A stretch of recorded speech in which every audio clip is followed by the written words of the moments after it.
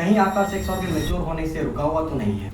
ये सवाल इसलिए क्योंकि ऐसे कुछ सिस्टम्स हैं हमारे बॉडी में जो सेक्स ऑर्गन के मैच्योरेशन को रोक के रखती है। कौन रोक के रखती है और कैसे रोक के रखती है, ये समझते हैं। इससे पहले पेज को फॉलो कर लो क्योंकि ऐसे health and science related videos regularly आते रहते हैं। अब कौन सेक्स ऑर्गन के मैच्योरेशन को रोक के रखा है, ये समझे। इससे पहले ये समझते हैं कि सेक्स ऑर्गन मैच्योर होता कैसे है। दरअसल होता ये है कि हमारे ब्रेन में प्रेजेंट हाइपोथैलेमस एक हार्मोन रिलीज करता है, GnRH, गोनाडोट्रोफिन रिलीजिंग हार्मोन, जो जाकर एक्ट करता है एंटीरियर पिट्यूटरी पे, रिलीज करता है ल्यूटिनाइजिंग हार्मोन और फॉलिकल स्टिमुलेटिंग हार्मोन। ये मेल में टेस्टिस पे जाके एक्ट करते हैं और फीमेल में ओवरी पे जाके एक्ट करते हैं।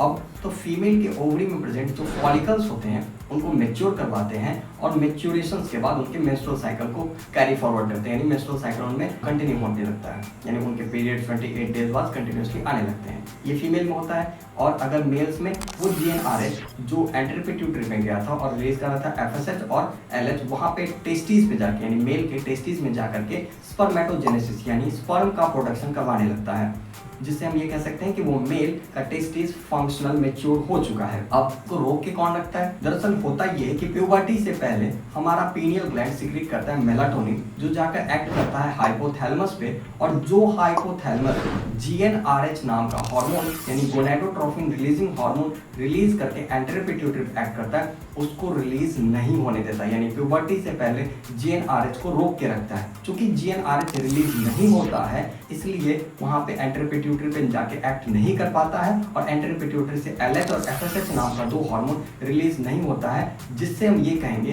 कि पर्सन का, यानी मेल हो या फीमेल, उसके रिप्रोडक्टिव ऑर्गन मैच्योर नहीं हुए। क्यों? क्योंकि वो अपने फंक्शंस को अचीव नहीं कर पाए हैं। पर सवाल तो ये है